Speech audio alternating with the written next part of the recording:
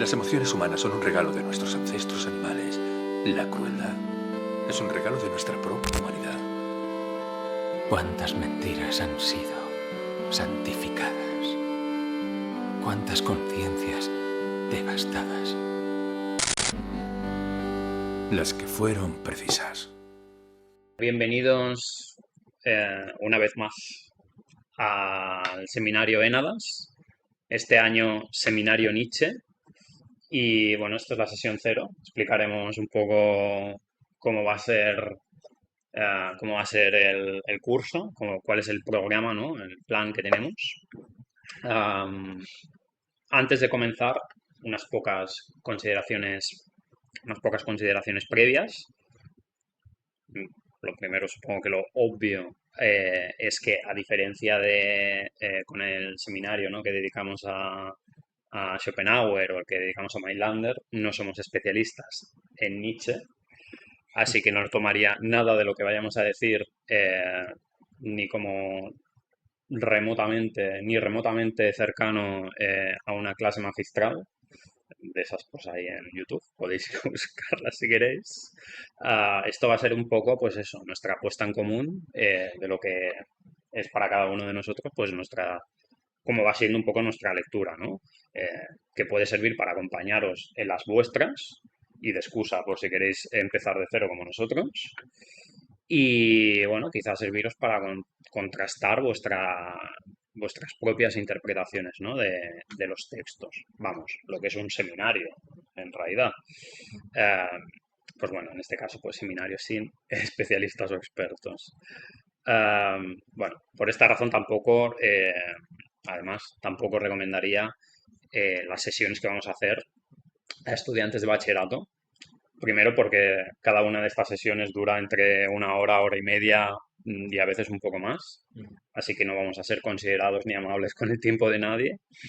Y luego no vais a encontrar una visión comprensiva ni una especie de resumen de las ideas del autor. Así que, bueno, de poco os va a servir. Pero vamos, que si encontráis este vídeo dentro de 4 meses y le queréis dar a clic a todos los vídeos que hay y nos dejáis la visualización, lo agradecemos. Pero vamos, que no va con vosotros. Y bueno, luego también está el hecho de que puede que algún oyente o espectador sepa más que nosotros. En ese caso, pues invitamos a que nos corrija todo lo que les apetezca. Comentario. Sí, o sea, bueno, dicho esto, si seguís aquí, que sea ya por vuestra cuenta y riesgo, bueno, un poco explicar la justificación de por qué este año estamos haciendo el seminario, por qué lo estamos dedicando a Nietzsche.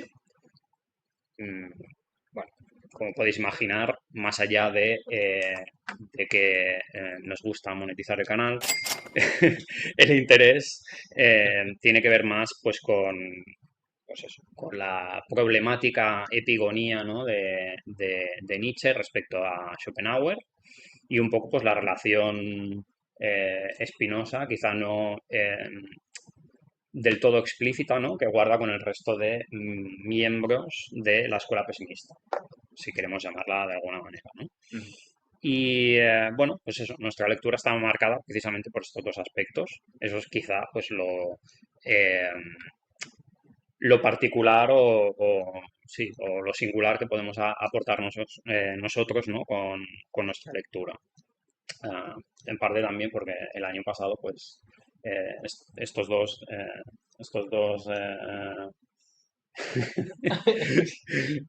bueno, pongan ustedes el adjetivo que queráis.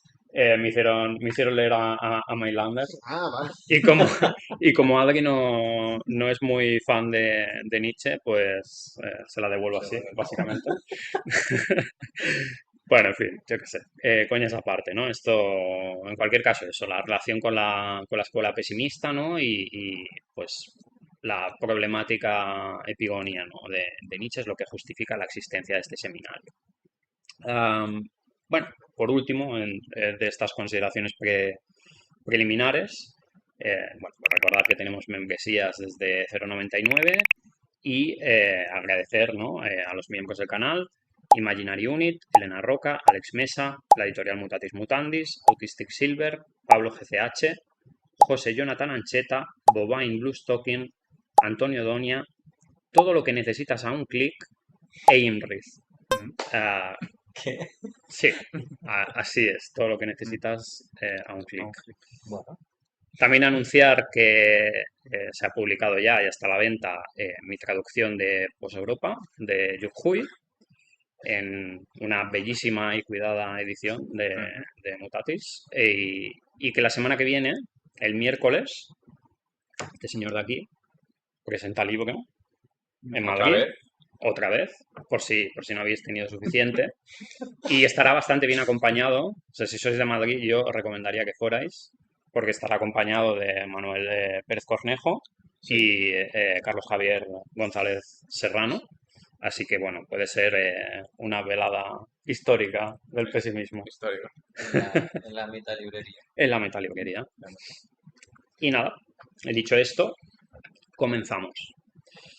Nietzsche nació el 15 de octubre de 1844, lo que significa que ya vivió en un mundo en el que Schopenhauer no era un filósofo oscuro. Recordemos que Parerga y Paralipómena se publica en el 51 y en el 59 se publica la tercera edición del Mundo. Simplemente eso a modo de apunte. No vamos a dar demasiadas notas biográficas, más que nada porque, bueno, debe haber infinidad de vídeos en YouTube que hacen lo mismo. Algunas además son cosas muy conocidas, que si el padre era pastor, que si la locura, ¿no? Que si le gustaba pasear, etc. Para lo que nosotros respecta, la biografía de Nietzsche se puede resumir con el sketch de Muchacha Nui. Friedrich Nietzsche nació en Rocken, una pequeña población de la Sajonia prusiana. Nietzsche era un culo de mal asiento. Desde el principio ya no sabía ni qué le gustaba, porque primero la música y su madre al conservatorio. Luego ya no es la música, que es la teología, y también poemas y literatura, y de repente el niño ya no quiere más teología, que ahora le gusta la filología. Y luego ya no, que lea Schopenhauer y le da por la filosofía, y luego se va a hacer la mili. Y todo esto sin comerme una rosca. Quizá cabe señalar, siguiendo un poco agotando lo poco que vamos a decir sobre la vida de Nietzsche, ¿no? En esta sesión, como ya hizo Adri en la sesión 0 del año pasado, del curso pasado, ciertos paralelismos, ¿no? Entre Nietzsche y Mailander, a saber, su carácter protonazi, Oye, no te claves, ¿no? O sea, que Nietzsche era un colgado, pero no era nazi, ¿vale? el papel de sus respectivas hermanas en la edición de sus escritos póstumos, cómo describen su encuentro con Schopenhauer como una epifanía y en términos casi idénticos y poca cosa más, ¿no? Bueno, algunas cosas generales. Nietzsche se acerca, ¿no?, a la filosofía con mirada de filólogo. Según Giorgio Colli, no llegó a profundizar, no profundizó en los diálogos de madurez de Platón, Parménides, el Teeteto, el sofista y el político. Tampoco leyó a Spinoza directamente, de nuevo según Colli. No es un autor discursivamente clásico y podríamos decir que en sus textos nos ofrecen pautas de interpretación, ¿no? Y es algo que de hecho favorece la miríada de interpretaciones que se han ofrecido, que se han dado de su obra, ¿no? Existe el Nietzsche de Heidegger, el de Bataille, el de Klossowski, el de Deleuze y, bueno, cientos otros, ¿no? Entonces, bueno, en fin, tan importante es para su comprensión la trama interna de un texto como la perspectiva a la que obedece. Bueno, que sería pues, el tema, ¿no?, del perspectivismo en Nietzsche. Para Nietzsche, el lector mismo es la perspectiva, pero la perspectiva no es algo que pueda escogerse. Habrá entonces pues, una comunicación entre la lectura de la realidad que determina la perspectiva del autor y la perspectiva del lector que determina la lectura de la lectura. El rasgo que será fundamental para la aproximación que vamos a hacer nosotros del texto va a ser pues la intempestividad del pensamiento de Nietzsche. Y bueno, ahí pues uno puede preguntarse qué significa que Nietzsche sea un pensador intempestivo, y se puede dar una respuesta pues más o menos sucinta, que sería básicamente que está fuera, ¿no?, del tiempo de su existencia, fuera de su tiempo singular, o que se encuentra desfasado, ¿no?, respecto a sí mismo, que sería un poco pues la lección de Schopenhauer, filosofar para el futuro, para el porvenir. Nietzsche pensaba contra su época, no porque pensase algo distinto sobre las mismas cosas, sino porque pensaba en cosas distintas que solamente caían bajo su perspectiva. Esto, pues a quien conozca un poco a Schopenhauer, pues le va a sonar, y un poco pues basándonos en Schopenhauer, ¿no?, diríamos que su perspectiva era genial porque podía ver cosas que los demás no podían, y en su previsión de futuro pues rompía con el presente. En relación con el resto de discípulos de Schopenhauer, Banse, Mailander, Hartmann, Nietzsche se podría ver así, como un condensado problemático de pesimismo. Volveremos sobre esto a lo largo del curso, pero para quien quiera leer ahora una interpretación pesimista de Nietzsche, recomiendo el libro de Joshua Foa-Dinstag, Pesimismo, Filosofía, Ética y Espíritu, que no sé si tiene, diría que solo está en inglés, pero bueno, si alguien quiere avanzarse a ello, que lea este libro. Vale, dicho esto, estas pequeñas notas básicas, ¿cuál es nuestro programa? Vale, aquí es muy importante tener en cuenta pues las diferentes formas, ¿no?, de periodizar la obra de Nietzsche. En nuestro caso, nosotros vamos a seguir la siguiente. Habría una primera etapa en la que se situaría el nacimiento de la tragedia y las consideraciones intempestivas, la etapa de influencia más clara de Schopenhauer y de Wagner, ¿no?, la de la metafísica del artista. Luego una segunda etapa, que suele llamarse la etapa o el periodo ilustrado, en la que se trata fundamentalmente el tema de la ciencia y que recoge la trilogía de Humano, demasiado humano, Aurora y la Gaia Ciencia. Después vendría una tercera etapa, que sería la etapa crítica o destructiva, y que iría desde el Zaratustra hasta el Anticristo. Y finalmente una cuarta etapa, la de la transvaloración, que se halla en realidad en los fragmentos póstumos, con los que la hermana no hace este collage, ¿no?, curioso, que es la voluntad de poder. Como podéis ver, aquí hay bastantes obras, así que podéis imaginar que no vamos a leer todo esto, no vamos a llegar a leer todo Nietzsche. Este curso nos quedaremos únicamente con las dos primeras etapas, y no de forma exhaustiva, sino seleccionando algunas de sus obras, porque obviamente pues están también los escritos filológicos, y hay escritos digamos anteriores al nacimiento de la tragedia. Los libros que leeremos son los siguientes: El nacimiento de la tragedia, sobre el futuro de nuestras instituciones educativas, sobre verdad y mentira en sentido extramoral, la segunda y la tercera intempestiva, Humano, demasiado humano, Aurora y la Gaia Ciencia. ¿Seguiremos leyendo Nietzsche el año que viene? Pues depende de si nos quedamos con ganas de más. Y bueno, sobre todo también depende de cómo funcionen los números. Si resulta que nos despertamos después de subirlo y los vídeos tienen más números que los de la temporada de Schopenhauer, pues seguramente sea casi seguro, ¿no? Pero bueno, en cualquier caso, esto es una conversación para más adelante. Ya diremos algo cuando estemos por acabar el curso. Dicho esto, todas las todas las consideraciones previas, notas básicas y programa, vamos a hablar ahora de las anotaciones anteriores al nacimiento de la tragedia, que podemos encontrar en el primer tomo de las obras completas de Tecnos. Si establecemos un poco el tono de lo que creemos que será pues, el seminario de este año. Ya en estas anotaciones la recepción nietzscheana es problematizadora. Allí ya pueden verse, ¿no? Pues eso, por lo menos 3 vértices que se mantendrán a lo largo de su obra.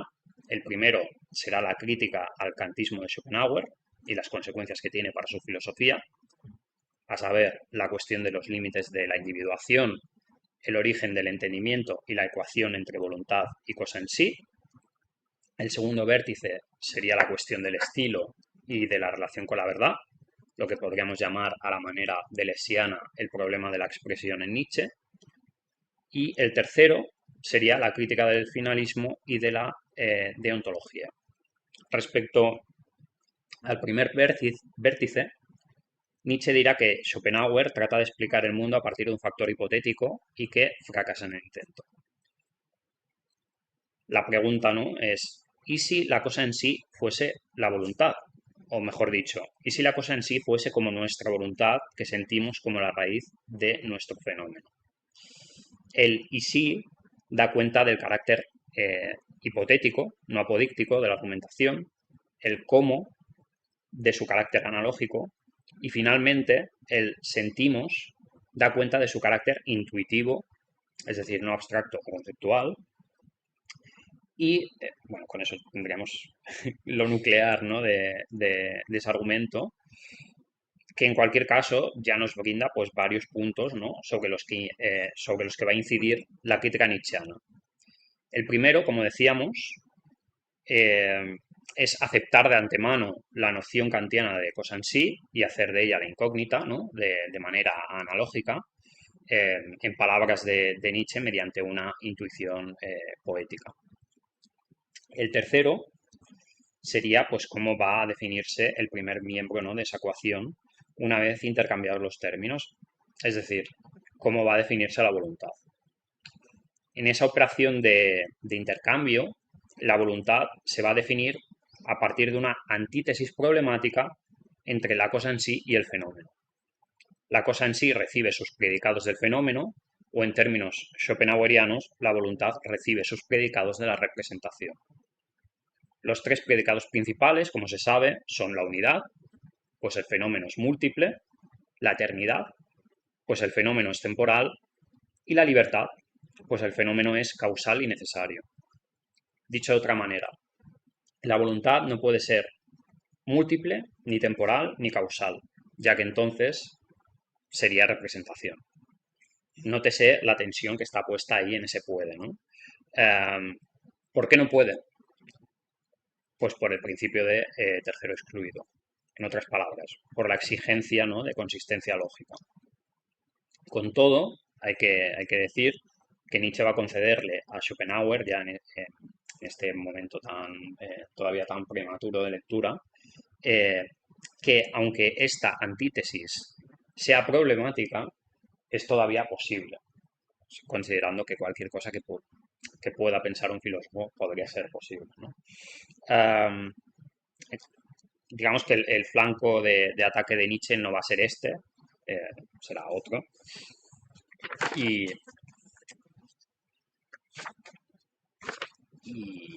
bueno, como he comentado alguna vez en el seminario Schopenhauer, la filosofía de la voluntad es como una suerte de triángulo de Penrose, cuyos 3 tramos, ¿no?, serían el realismo empírico, el idealismo trascendental y el materialismo genético. Este último se acentúa en el segundo volumen del Mundo. Es importante tenerlo en cuenta, ¿no? Así, ¿no?, como el triángulo de Penrose es un objeto imposible, ¿no?, según la geometría, bueno, la geometría euclidiana para ser precisos, la filosofía de la voluntad es un sistema inconsistente según la lógica clásica. O sea, todos los tramos se pueden componer excepto un par, que es el idealismo trascendental y el materialismo genético, ¿no? Si se sigue la figura del tramo, enseguida se ve que hay 2 que no acaban de cerrar, no cierran con el otro. De los 2, obviamente, Nietzsche va a privilegiar el materialismo genético, ¿no? Lo que Borges llamaba el cerebrismo de Schopenhauer. Si insistimos en llevar este materialismo hasta las últimas consecuencias, vemos que el origen del entendimiento supone ya un mundo de la representación antes de que el mundo de la representación pueda darse.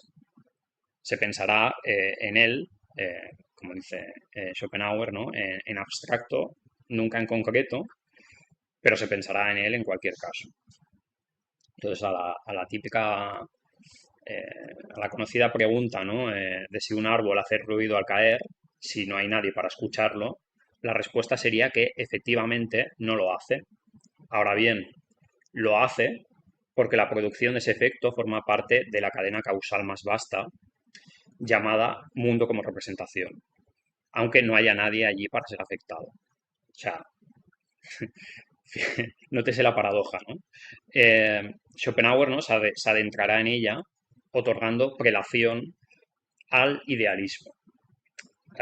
Bueno, el tiempo de las génesis, como es en último término ideal, pues podemos, o es válido, considera él, que podamos suponer toda la serie de antemano.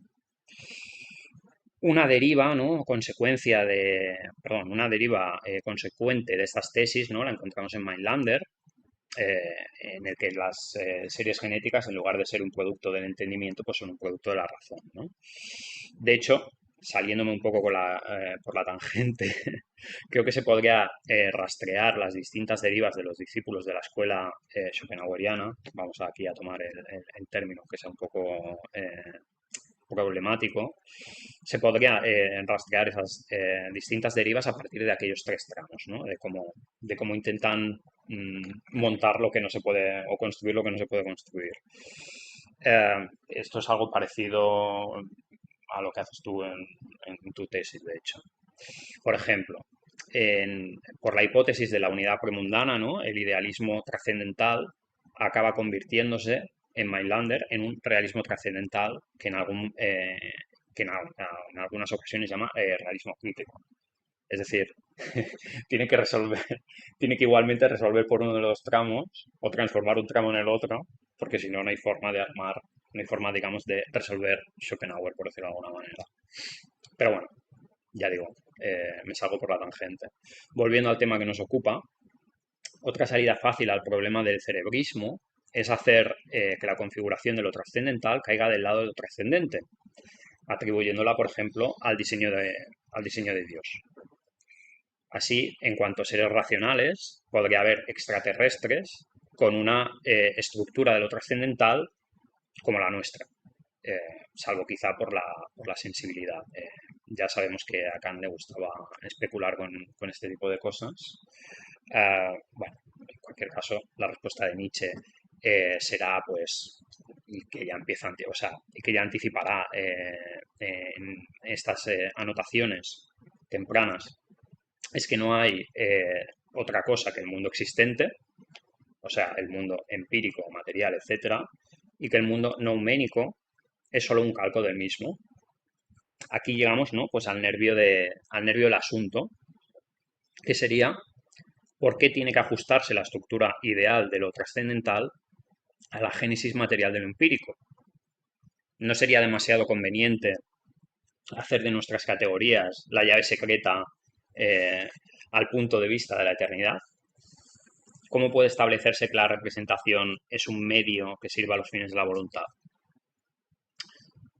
Son, al fin y al cabo, todas estas nociones son nociones que solo tienen sentido pensando en nuestra propia organización como seres vivientes, ¿no? Porque tendrían que ser adecuadas a la estructura real del mundo, si es que hay una estructura real del mundo, que ahí entraríamos en la postura de Nietzsche, y lo que hay en realidad pues es juegos de fuerzas, ¿no? Que se oponen entre sí sin que haya una estructura al margen de su propia diferencia. Pero bueno, aquí ya nos estamos avanzando demasiado, ¿no? La crítica de Nietzsche, ¿no? a la relación entre voluntad y cosa en sí es interesante porque se ve cómo va a hacer suya la noción schopenhaueriana de voluntad, que sería, digamos, protogenealógica, ¿no? Tomando la expresión de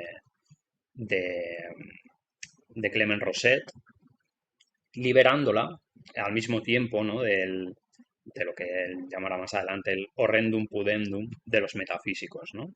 Que es la cosa en sí, básicamente.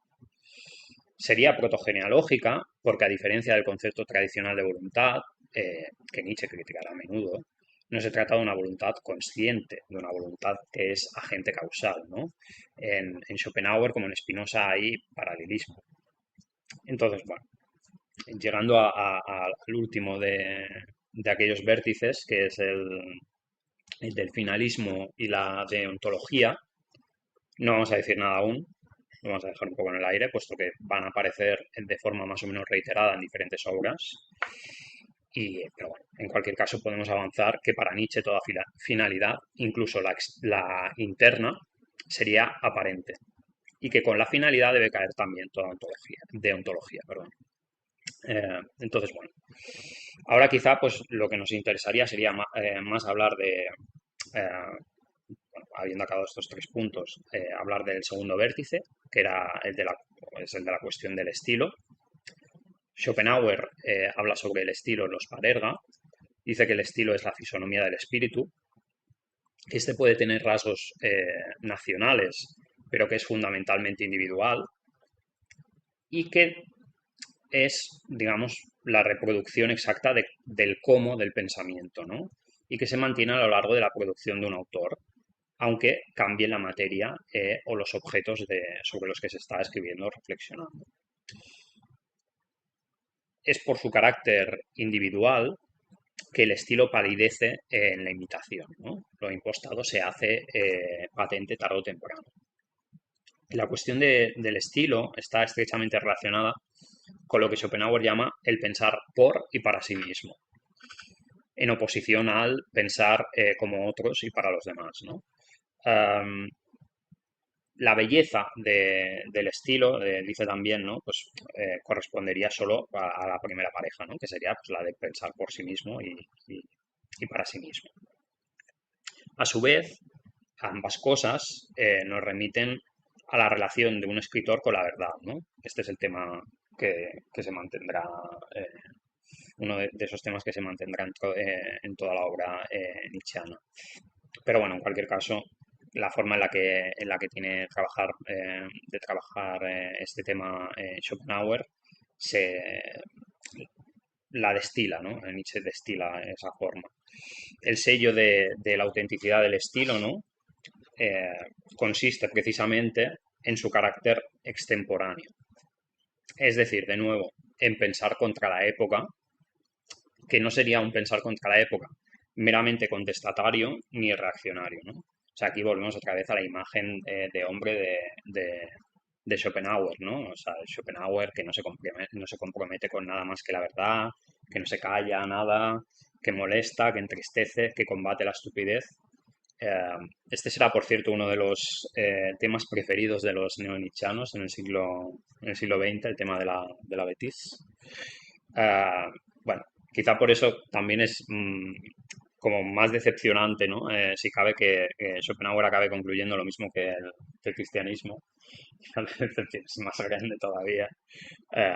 Digo para Nietzsche. Bueno, también podría ser para cualquier otro lector, pero ya que estamos hablando de Nietzsche, ¿no? Pero bueno, en cualquier caso es eso. O sea, este es uno de los temas igual uno de los aspectos más juveniles, podría decirse, de Schopenhauer. Y es un aspecto que Nietzsche claramente hereda, ¿no?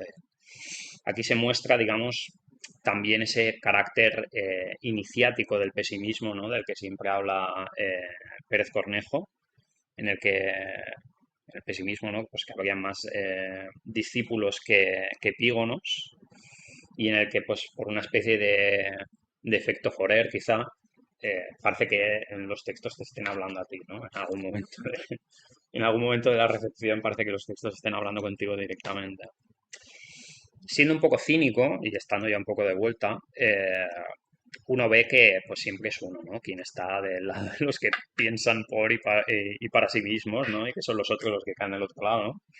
Ya digo, pues una visión un poco ingenua de las cosas. En parte criticaba esto, ¿no? Cuando estaba haciendo, bueno, hace poco que subí la reseña aquella de la biografía de Moreno Claros, pues, bueno, una biografía sobre Schopenhauer, ¿no? Que es algo que suelen hacer los lectores prematuros tengan la edad que tengan, ¿no? Ah, lo criticaba o hablaba de esto a propósito de las idealizaciones, ¿no?, que pueden hacerse de la vida y de la recepción de Schopenhauer, ¿no? Todos hemos caído en eso, supongo. En defensa de Schopenhauer y Nietzsche, también hay que decir, pues eso, siempre se podría señalar, ¿no?, que bueno, al final pues esto igual es una lectura también superficial y que bueno, y que nadie se libra de la estupidez en algún momento u otro. Y bueno, para acabar, señalaremos, vamos a señalar, ¿no?, que lo importante en este vértice será asimismo pues la inclinación de Schopenhauer por lo simple. Recordemos el lema que tan a menudo cita, el de la simplicidad es la marca de lo verdadero.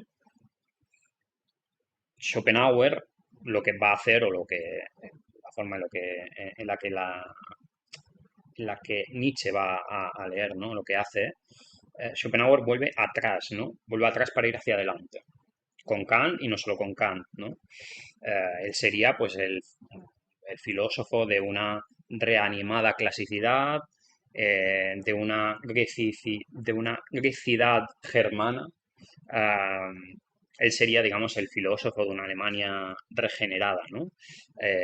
Dice Nietzsche, anticipando una vez más, pues eso, uno de los temas principales del nacimiento de la tragedia, que sea pues el libro que veremos en la siguiente sesión. Y bueno, un poco la idea de que hay un pasaje secreto, ¿no?, entre la antigua Grecia y la Alemania del porvenir. Por tanto, podemos concluir diciendo que Schopenhauer aparece en los comienzos de la andadura nietzscheana como un modelo de individuación. Ya iremos viendo dónde queda eso a medida que vaya distanciándose de Schopenhauer. En cualquier caso, partimos de una proximidad ya problemática, ¿no? Esto me ha hecho pensar en una imagen simpática, ¿no?, con la que trabajaba un profesor que tuve en el grado, Francisco Bengochea, que bueno, tuve la suerte de dar filosofía del siglo XIX y era básicamente centrada en Schopenhauer y en Nietzsche, o sea, en los dos autores en diálogo. Decía que nos teníamos que imaginar a los dos como si estuvieran boxeando, ahora que está tan de moda el boxeo con los influencers, pues bueno, es una imagen curiosa a rescatar. Pero bueno,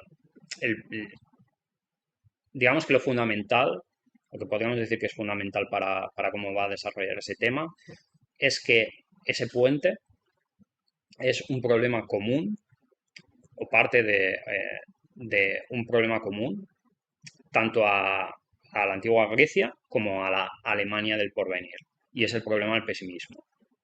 Pero de momento, ya digo, aquí lo dejamos.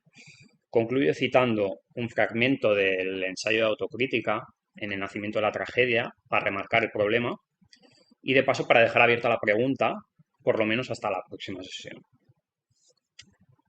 Dice: ¿es el pesimismo necesariamente el signo del declive, de la ruina, del fracaso, de los instintos fatigados y debilitados, como lo fue entre los indios, como lo es, según todas las apariencias, entre nosotros, los humanos y europeos modernos? ¿Existe un pesimismo de la fortaleza? ¿Una predilección intelectual por lo duro, lo espantoso, lo malvado, lo problemático de la existencia? ¿Predilección que es fruto del bienestar, de la salud desbordante, de la plenitud de la existencia? ¿Hay acaso un sufrimiento en la sobreplenitud misma? Ya lo dejo, fin de la cita.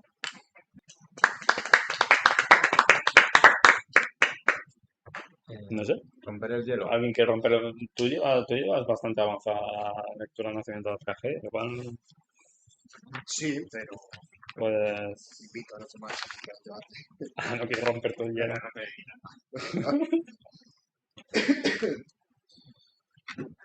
No hay problemas, no hay debates, estamos de acuerdo. Pues, No, sí, claro, no, pues, justamente no somos expertos, por lo tanto, también es como si hubiésemos leído empezar desde cero. Bueno, desde cero no. Desde cero O sea, no, de hecho, es que- lo llevamos leyendo desde hace claro, desde la claro. carrera. Hombre, yo lo he releído alguna vez más. Sí, Y eso que no. Oh, fantástico. Por Eh, terceros.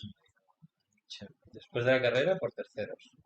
Que si Coño. Sloterdijk, que Vale, si- tú igual tienes excusa. Os recuerdo Claro. que nos dieron una asignatura, Mercè Rius nos dio una asignatura dedicada a Nietzsche. Pues es en plan, es imposible que no, es imposible que no hayáis leído a Nietzsche directamente. ujú. Sí, 100%. O sea, como para olvidar una asignatura de Mercè Rius. No. Yo me acuerdo perfectamente de Y además, dos cosas. trataba, Pero al menos en mi... Bueno, yo no sé si vamos juntos, pero creo la que ella no lo hizo asignatura con que nos ella, dio ¿eh? ella, Yo creo que no lo tú, hice tú con no ella. estabas. Yo Creo con que ella Juan lo no hice. estaba. Ah, no, porque era tenías que Ah, tener era coraje optativa. para tomarla. Era Y él lo optativa, es tenía verdad, era y yo me optativa. fui a otra cosa que era Te faltaron, filosofía de la comida. te faltaron. Con Ferran Adrià. Con Ferran Adrià. Ah, sí, ya recuerdo. No sé, estaba muy Estética acabalado. gustatoria o del gusto, ya no Sí, recuerdo, sí. Creo que la hiciste tú. Y fue estupenda. Que os hizo leer, bueno, que leíste ahí el Nietzsche no, el Nietzsche de Deleuze, Sí, que ella leímos un Nietzsche de... que ella lo Sí, tocó en y algún también momento. de Kaufman, de Sarah Kaufman. Y se la tocó. Mm. Bueno, el más chungo Y es el de Klosowski, con diferencia. más que el de Deleuze. Bueno, es que el de Deleuze se basa, o sea, Ujú. toma muchas ideas de ahí. Ya. Pero bueno, en cualquier caso, no sé. En fin, de todo lo que has dicho, pues no tengo yo nada que disputarte, quiero decir. Lo único, pero lo que te diría es que eres un cabrón porque lo has llamado protonazi, pero a esto y a Mailander, y con eso ya nos has cancelado a todos y has jodido el seminario. Bueno, Bueno, con el correr de los tiempos quizás no tanto. he dicho, Ya, ya. discutible Quizá, carácter quizá protonazi. Quizás esto no nos da. un cierto sector, ¿no? de Broma. la desbandada de Charlie Kirk se viene hacia aquí, puede ser. Oh, No, no. los de- Es Bueno, muy difícil que nos peguen un tiro. a nosotros No, seguro. no, y de hecho, si nos pegan un tiro, quiere decir que hay gente que nos tiene que pegar el tiro, por tanto agradeceríamos que alguien nos pudiese pegar el tiro. Sí. No sé, yo lo dejaría más bien en vacío. No es que sea protofascista, depende de la lectura que se tome, ¿no? Si lo vas a leer en clave protofascista, ¿es para qué lo vas a tomar así? Este libro lo que me está diciendo es que debo arrasar con todo, me cago en 10. Bueno, dejemos el tema, no Lo quería que pa- abrir ese melón, de Lo verdad. lo que pasa es que, claro, igual estamos en un punto demasiado prematuro para hablar Ya, para claro. tocar ese tema. Claro. Bueno, de hecho, Igual cuando estemos tú con los dijiste, temas de la gran política, y no sé no sí, no estoy seguro de si vamos a llegar a eso realmente, porque esto igual es posterior igual esto es posterior a la Gaia Ciencia. O sea que no solo nos estamos adelantando, Sí, sino que hay nos otro estamos país. adelantando, sí, a otro año ya No, a directamente. ver, yo no tampoco quiero decir nada porque, claro, es mi primera lectura. O sea, la primera vez que me leo un libro entero de Nietzsche es la semana pasada, ¿sabes? El nacimiento de la tragedia. Qué fuerte me parece. Así que. Impostores. No, pero no es por una animadversión ideológica, bueno, lo he dicho varias veces, quizás seguramente en alguna sesión de un seminario. O sea, no por una animadversión ideológica como que Nietzsche es una apóstata o algo así, sino es que no me es una lectura que a mí me resulte agradable a nivel estilística, ¿sabes? O sea, Hmm. me aburre, me resulta eso, rapsódica no en el sentido de sino por los aforismos, sino que no es un tipo de estilo filosófico que yo conecte, ¿sabes? Más algo un poco más sistemático, porque me resulta fácil seguir el hilo, no por otra cosa, ¿sabes? Hmm. Entonces, nada, ya lo he comentado, ¿no? Aurora me resultó imposible, la Gaia Ciencia, pues también por el tema aforístico. El Zaratustra sí que leí el primer libro y el segundo casi entero, no estoy seguro, pero bueno, la mitad más o menos, si me gustó. Y la Gaia Ciencia la he leído, la Gaia Ciencia. El nacimiento de la tragedia me lo he leído entero por el final, tampoco, también, duro. Un poco, me resulta unas lecturas duras en el sentido, pues eso, que tiene este estilo que creo que, bueno, lo comentamos el otro día, ¿no? Irónico también que hayas comentado esto de, no has hecho el manierismo, pero algo parecido, ¿no? Pues eso, manierismo nietzscheano por emular el estilo de Schopenhauer sin alcanzarlo del todo por la cuestión de que son estilos muy distintos, ¿no? O sea, eso también se nota, no sé, creo que veis lo decía sobre Bansen, ¿no?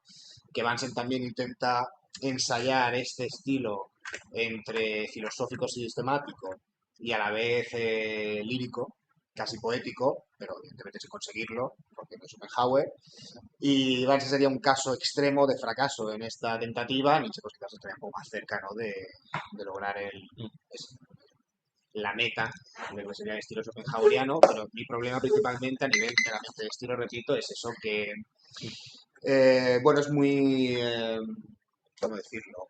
Pródigo en pensamientos, en ideas, referencias, etcétera, metáforas, y pues llega un punto que pierdo el hilo de la lectura, o sea, aquí hay una confesión de limitación intelectual mía, pues que llega un punto en el que, bueno, pues eso. Sí que es verdad que el nacimiento de la tragedia pues es un poco más claro, tiene un tema más acotado, ¿no? La genealogía. Y la genealogía no lo sé cómo lo ha ido, Sí, sí, sí, me refiero a lo que he especialmente.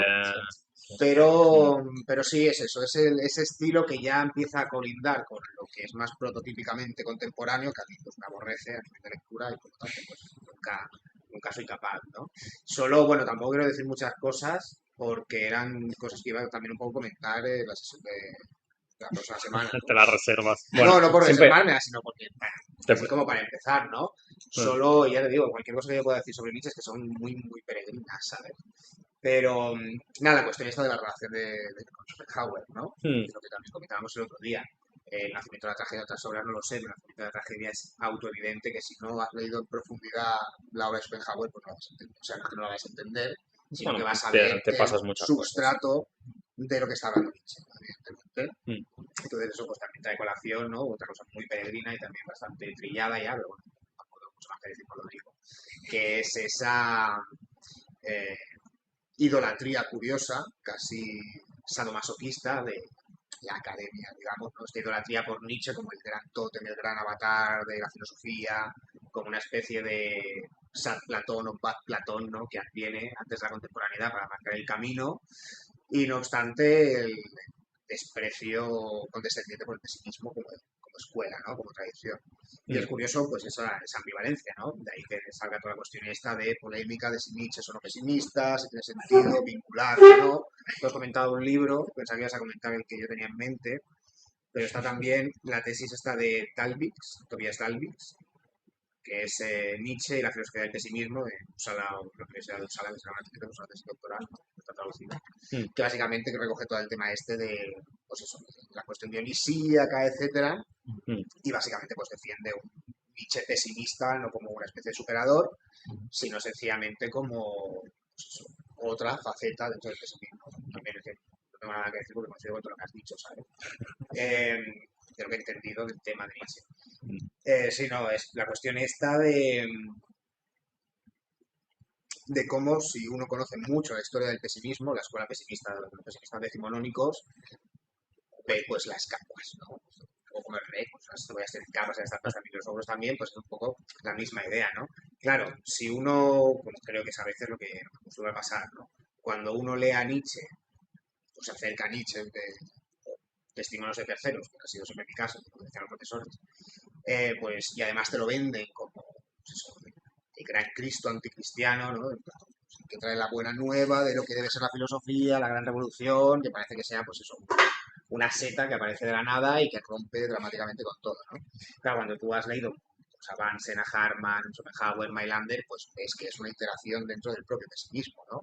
Es una cosa muy provinciana, pero que a mí me parece ilustrativa, ¿no? Que es como Nietzsche cambia a nivel semántico frases típicas del pesimismo, conceptos, ideas y conceptos del pesimismo, dígase la muerte de Dios, que esto es como lo más evidente, ¿no? Pero bueno, la muerte de Dios y el eterno retorno.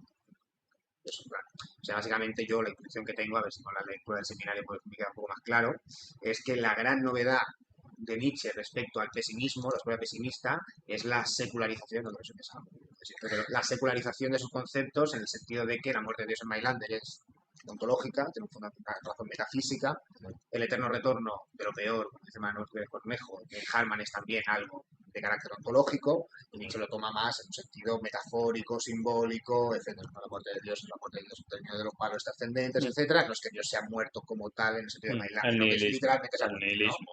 Bueno, no es que Dios ha muerto, pero porque lo hemos matado nosotros. Así sí, que pero quiero decir Ya, que yo por lo que entiendo a... que no es la muerte de Dios en el sentido ontológico de No, que, como Mailander, que es que Dios está muerto porque se ha matado, o sea, Dios real se mata a sí mismo de forma auténtica, ¿no?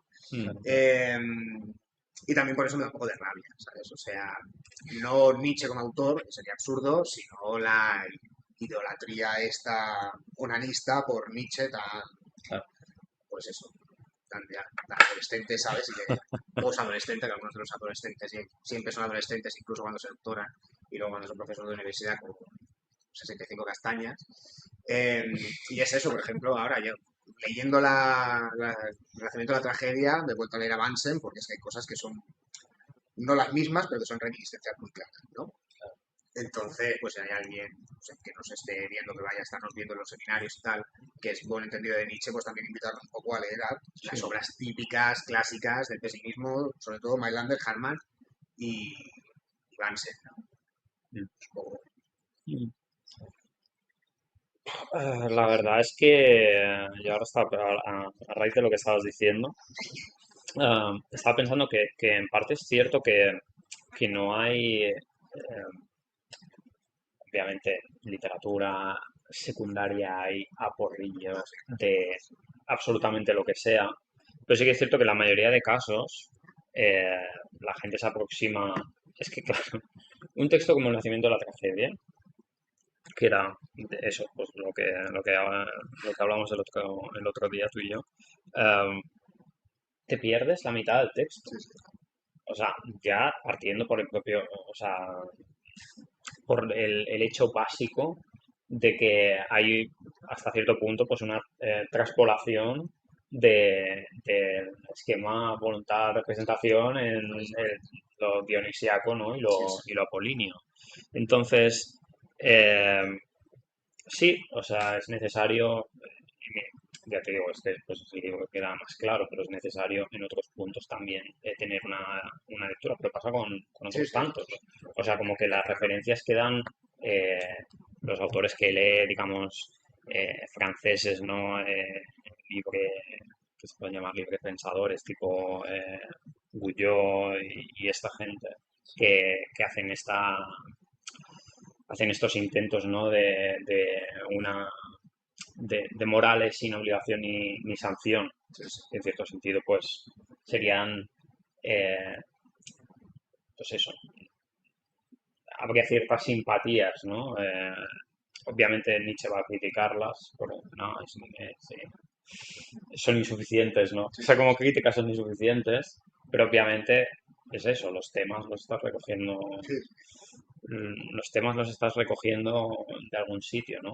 Efectivamente, no es ninguna seta y un flanco muy importante para su lectura, aunque sea desde un punto de vista, digamos, mm, problemático, es la tradición pesimista, porque yo creo que en parte viene a abrir eh, o viene a dejar claro en el terreno de la filosofía la cuestión del nihilismo, que es lo que al final la muerte de Dios es una figura de eso.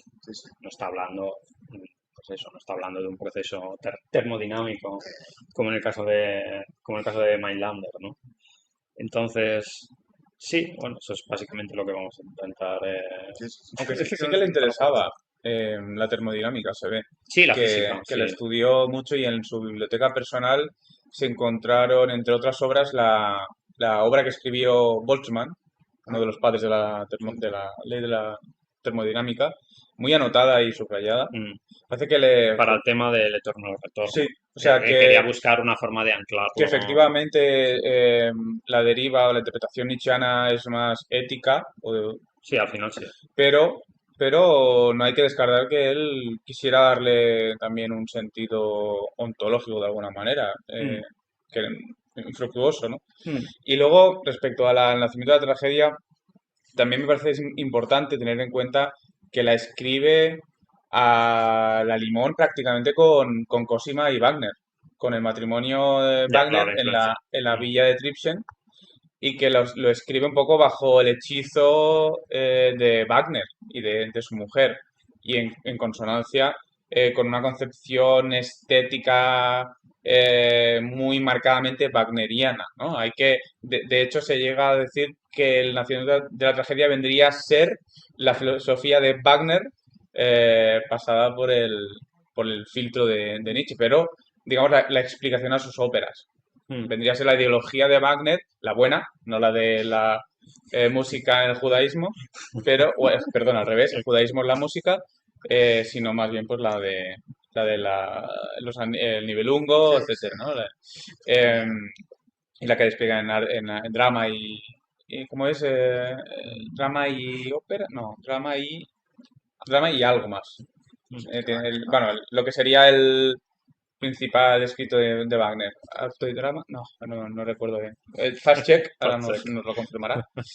Entonces, nada, simplemente eso, tener en cuenta que busca este escrito complacer a su ídolo Wagner. Por tanto, no es Nietzsche puro, es un intento también Bueno, de es un dialogar texto con... temprano al final, ¿no? Sí, es, Sí, no deja de... Claro, o sea, yo lo así como una especie de excusanda, ¿sabes?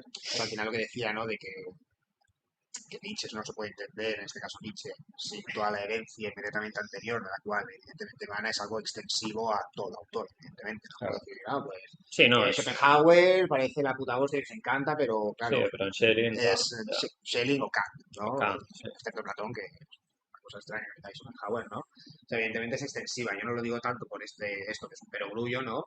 Sino para destacar otro perogrullo, otra obviedad, que es esta curiosa simpatía por Nietzsche, casi, no sé si me parece mucho que a veces ha parecido, que es un ente abstracto, ¿no? Una especie de deidad, un ángel sin querubín, sin ningún tipo de género, ¿no? Sin página ni pene. Y no obstante, ese desdén con el que tradicionalmente se ha tratado el pesimismo, y no te hace falta hablar porque todos hemos sido sujetos de esa condescendencia o ese desprecio a nivel académico, ¿no? Pues que hace falta volver a reiterar una vez más de ad nauseam pues, la relevancia histórica del pesimismo, porque si no se pone en duda. En cambio, si luego con una tesis de Nietzsche, pues no hace falta, ¿no? Ni siquiera decir que es importante a nivel histórico. O sea, destacar un poco eso, ¿no? Ya digo, o sea, no soy experto en Nietzsche ni lector de Nietzsche, así que va a quedar todo un poco superficial y frívolo, pero que solo, o sea, quiero decir, que si un autor que solo se conoce de oídas y hay cosas que te parecen reminiscencias de una escuela que ya has estudiado mucho, eso ya parece indicar que hay una cierta tendencia o un marco hermenéutico que te permite pues, entender a ese autor dentro de esa escuela, ¿no? Pero evidentemente las salvedades y las minucias pues serán infinitas, ¿no? Pero básicamente, o sea, ahora releyendo un poco Avance, ¿no? La idea esta de la diferencia, ¿no? De que no puede ser el mundo algo homogéneo, estructurado, etcétera, etcétera, pues no es muy distinto de lo que dice Bansen, ¿no? Es una vuelta de tuerca, ¿no? Como algo que está más allá del mero sistema schopenhaueriano, pero claro, en la medida en que tú, y que es por eso también lo que quería comentar, ¿no? Que tú has dicho que en qué medida se puede interpretar que cada uno de los tres grandes pesimistas, ¿no?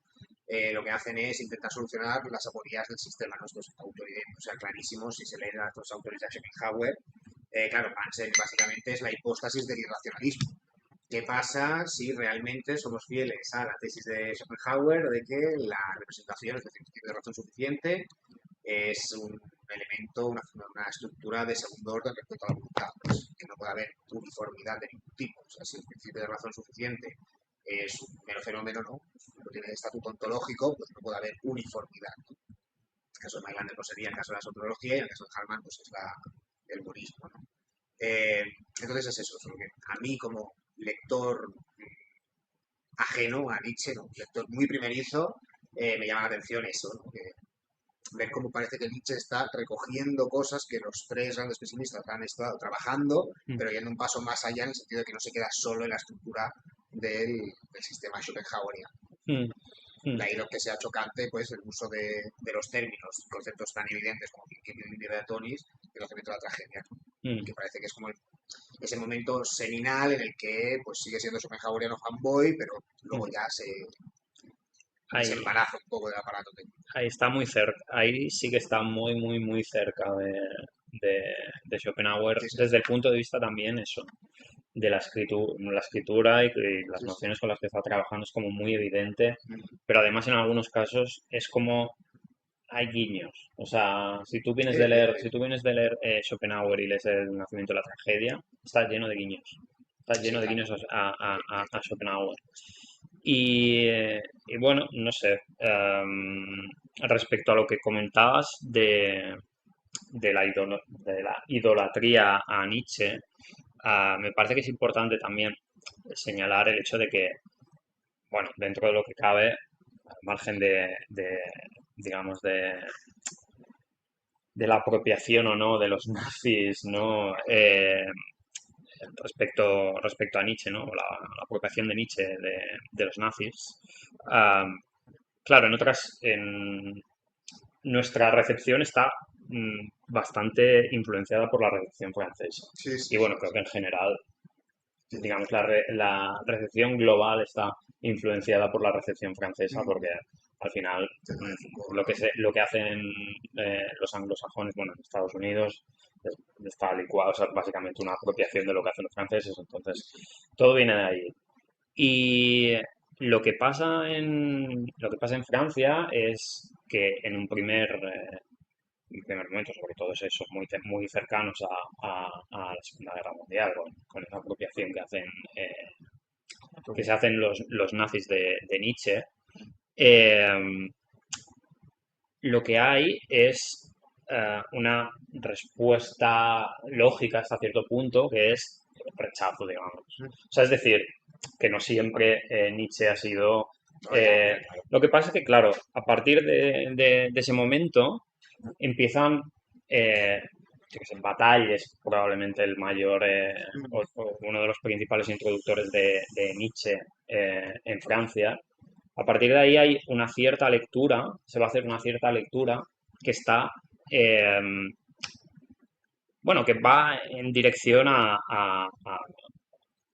casi que es proto-postmodernista, por decirlo de Sí, alguna sí, sí. manera. De hecho, ya con los autores propiamente que se pueden llamar, pues eso, pues que las cajas es lo que tiene, postestructuralistas o postmodernos, yo que sé, el propio Pátimo. eh, no recuerdo dónde lo dice, pero básicamente viene a señalar que la posmodernidad filosófica comenzaría en la segunda interpretativa. Sí, sí, sí. Imagínate. Sí, sí, sí. O sea, quiero decir que es eso. O sea, para mí el hecho, digamos, hasta cierto punto, la totemización de Nietzsche tiene que ver con esa recepción francesa y el hecho de No, que la forma de hacer filosofía ya no sabe, o sea, ahora igual habría que cogerlo con pinzas eso de dominante, porque a ver en qué punto estamos ahora, si estamos en postmodernismo En pos-Europa estamos. o dónde o dónde se supone que estamos. Pero bueno, en cualquier caso también le pasa lo que le pasa a muchos autores que se vuelven canónicos, ¿no? no, sí, O sea, que tú te pones a leer el texto y te enamoras del texto y pasas un poco por alto incluso los indicios que hay en los propios textos de que está trabajando con cosas sí, sí, sí. de otros. Entonces, no sé, no pasa nada que no pase hasta cierto punto con otros autores. No, solo que el signo distintivo de Nietzsche es que deliberadamente deja de citar o niega la referencia. Que otros autores, pues sí que lo hacen, sí que digamos, tienen a bien pues consignar un nombre. Nietzsche es muy difícil que te reconozca que una idea suya viene de alguien en concreto. Pero Incluso con Schopenhauer. pero es Era... bastante común eso, en realidad, sí. O sea, quiero decir, mira, yo pienso en lo que más conozco, que es la filosofía francesa del siglo XX. Eso se hace muchísimo. O Porque son sea, nietzscheanos. no, Han pero aprendido mejor. Porque son franceses. Aparte. no necesariamente, pero por ejemplo, o sea, hablo, ya digo, de lo que tengo más cerca. El caso de Simondon. Simondon hay referencias claras o contestaciones más o menos evidentes a Bersón, pero Bersón solo aparece cuando tiene que criticar. Es decir, no me apoyo en esto tal o me baso en esto, o ahora estoy discutiendo esto por esta razón, sino, bueno, pues la interpretación que dio de no sé qué, eh, la interpretación que dio de no sé qué estaba mal. Bueno, Sí, y bueno, esto es algo que se hace mucho. Deleuze, por ejemplo, hace referencia a Simondon prácticamente en dos notas al pie y en un cuerpo de texto, cuando su filosofía realmente es bastante más importante como para que apareciera de forma, digamos, más reiterada, ¿no? En sus textos. Entonces, no sé, hasta cierto punto Autores ¿Está contemporáneos de mal, Nietzsche está mal o peor? citan más que él. Pues yo creo que es de los casos más descarados que hay, o que inaugura un estilo de escritura algo más ensayístico Puede y ser, puede menos ser, puede ser. académico, quizá. Pero ya te digo que Sin irme a es una Schopenhauer. cosa que se hace después, una cosa que se hace después bastante. Bueno, esto también es lo que salió, estuvimos hablando el otro día, ¿no? Yo también, o sea, no lo sé, ¿no? Que estoy un poco dividido. Sí que yo estoy un poco con el Luis, ¿no? O sea, el fetichismo este de la cita es algo Sí, ultra, relativamente ultra reciente. contemporáneo. O Sí, sea, contemporáneo en el sentido de que sí, en sí. los últimos El 50, fetichismo 60 académico sí, años. pero que se ha Sí, reconocido la pero quiero decir, influencia Schopenhauer. Schopenhauer habla mucho de autores, sí, de Lo que pasa, pero escritores. eso lo que pasa es que creo que él no escribe para convencer, sino para convertir. Schopenhauer, Nietzsche. No acabo de... Yo creo que no, ¿eh? Si has leído el Zaratustra, todo el rollo este de que, en fin, la gente que escucha el sermón no lo tome como, pues eso, como un maestro al que van a seguir hasta Zaratustra no es un amigo, no es un profesor, no es un No líder, sé. no es nada. Zaratustra es Zaratustra, es un hombre, en un fin, hombre. Bueno, yo es- lo que quería decir es eso, ¿no? De en Pero un plan, poco sí, ¿eh? esto es algo muy recurrente en esta filosofía, ¿no? Yo no Que tengo- no ya la ausencia de citación, sino directamente las citaciones erróneas, ¿no? Cuántas ediciones Ah, críticas sí, o en el propio o Schopenhauer en hay. Kant mismo, ¿no? De hecho, en la edición de Trota, ¿no? Eso es Tirando divertido, de Santa eso es María tiene divertido de varias verlo. notas al pie que pone esta cita, una de dos, no aparece No en se el libro encuentra, ¿dónde estaba referenciado ni esto? en la Sí. página, y de hecho hay gente que dice que ni siquiera es de Schiller o de que puto sea, ¿no? Y luego, pues a medida que uno se va retrotrayendo en el tiempo, pues esto es algo más grave, ¿no? También yo no sé hasta qué punto, no lo sé, yo soy especulo, ¿eh? No sé hasta qué punto, al menos en el nacimiento de la tragedia, le podría pasar a Nietzsche algo parecido a lo que le pasaba a Bansen con el tema de Trendelenburg y el famoso solamente kantiano, ¿no? Aquello de que el hecho de que las estructuras del tiempo y espacio sean a priori no quiere decir que no sean también a posteriori, ¿no?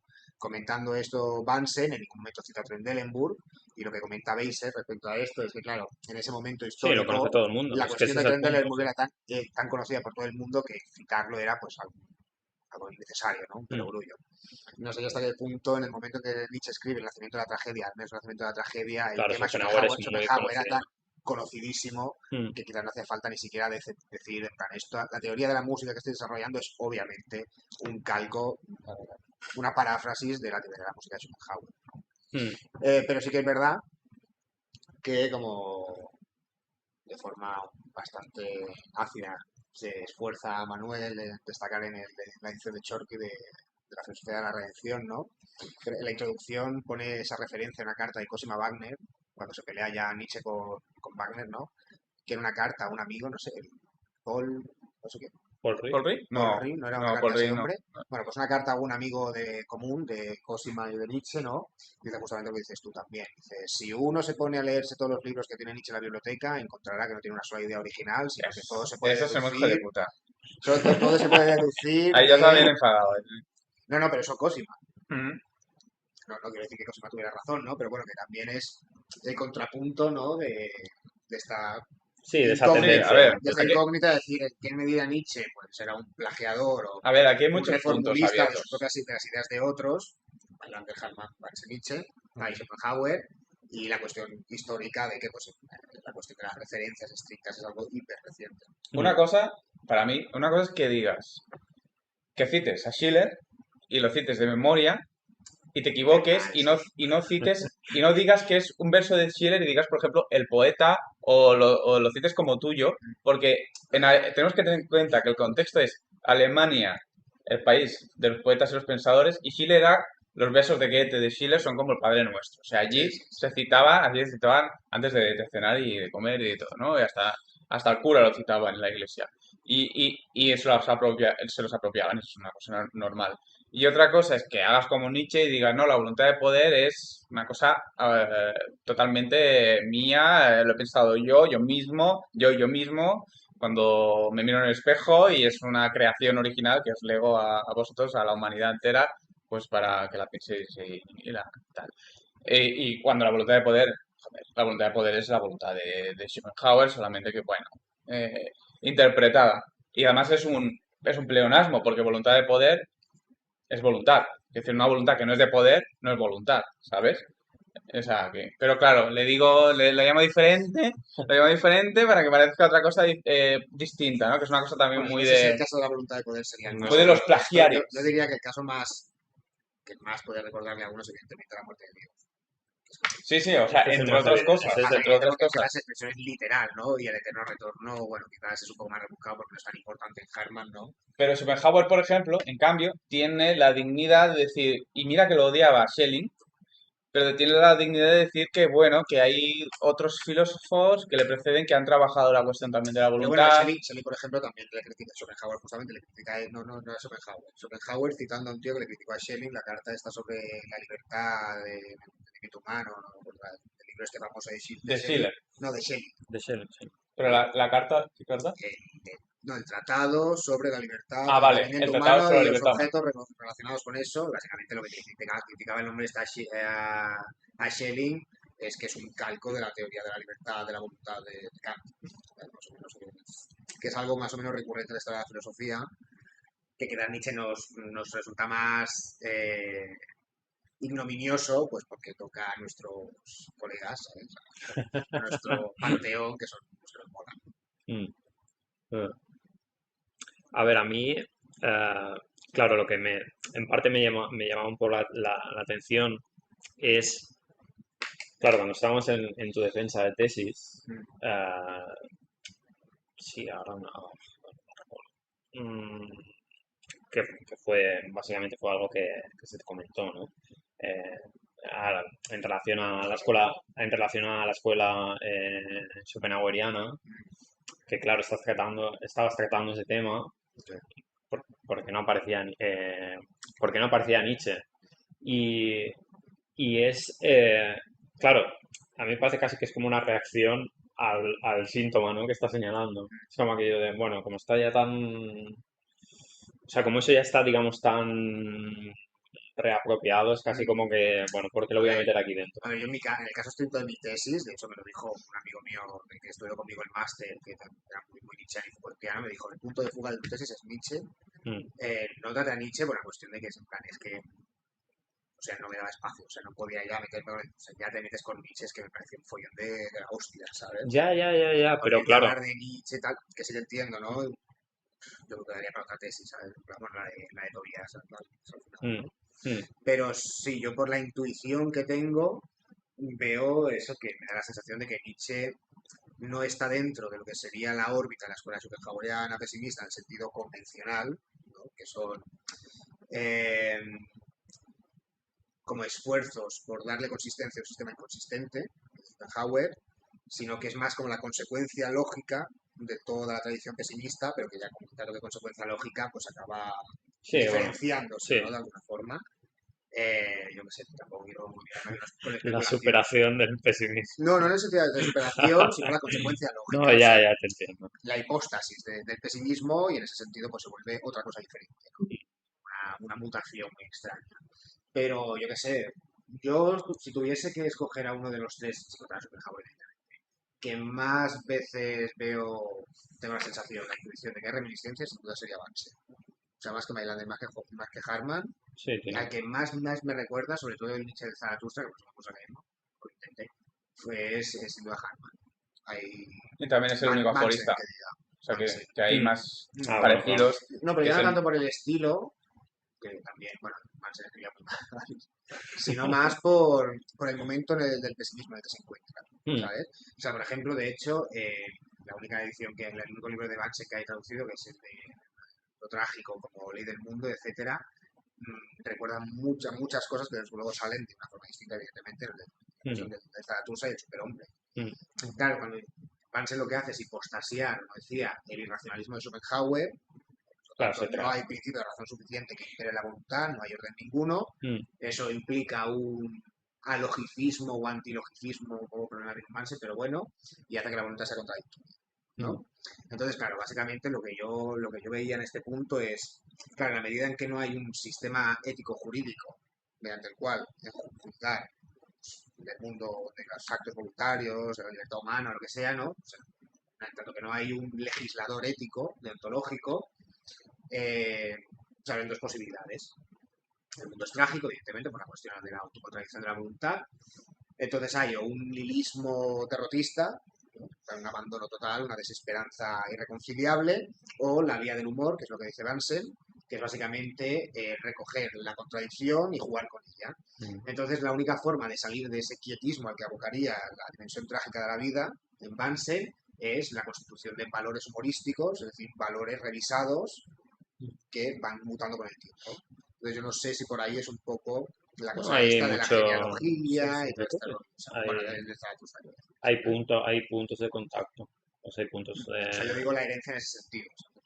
Hmm.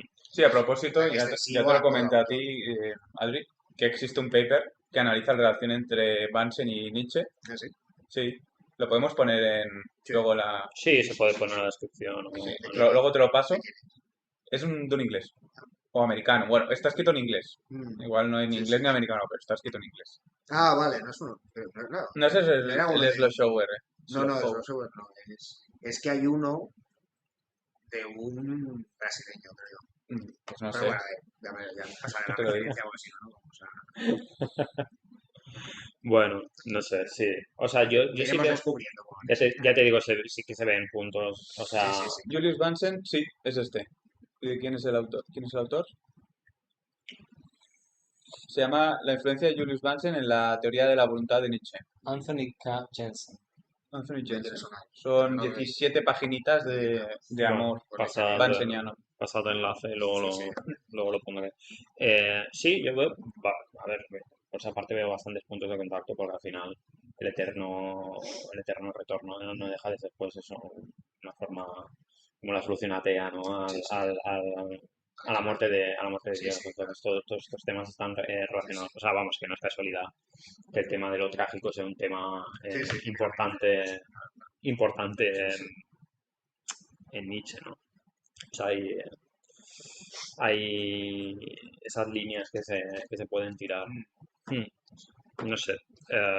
Creo que si no tenéis algún tema así gordo No, yo creo que sacar, como introducción, Ganas de tomar sí, como introducción así, a basta y sobra. sí, Porque sí, ha creo que sido... sí. Ya cuando nos pongamos a leer texto, ya saldrá más chicha, ¿no? Que toca. Cuchillos volando. Pero en fin, como introducción, vamos bien.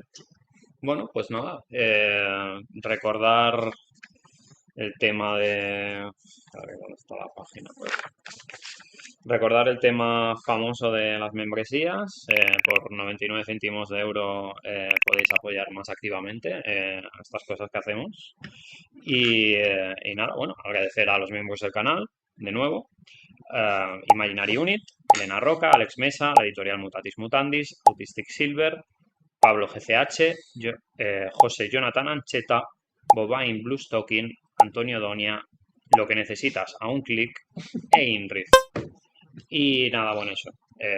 Que ya está mi traducción de Post Europa a la venta en su Podemos librería. hacer un zoom. En su Y de la librería. Puedo verla luego. El encuadre se va a romper. No, que además no ponle- estamos donde estamos. No estamos donde estamos. Ya no sé lo que estaba diciendo. Bueno, da igual, eso. Que ha salido la traducción de Post Europa, que está en librerías, que podéis comprarlo donde os salga de las narices. Bueno, Zoom. Y nada, bueno, que la semana que viene José presenta en la Metalibrería y que estáis todos invitados, si estáis en Madrid. Dadle un poco de amor. Y aquí podéis ver todo el vacío del aula. Bueno, Se fue a la hasta galaxia. el próximo día que no sé cuándo. El Que no 3 sé cuándo de es. octubre, ¿no? 3 de octubre. 3 de octubre.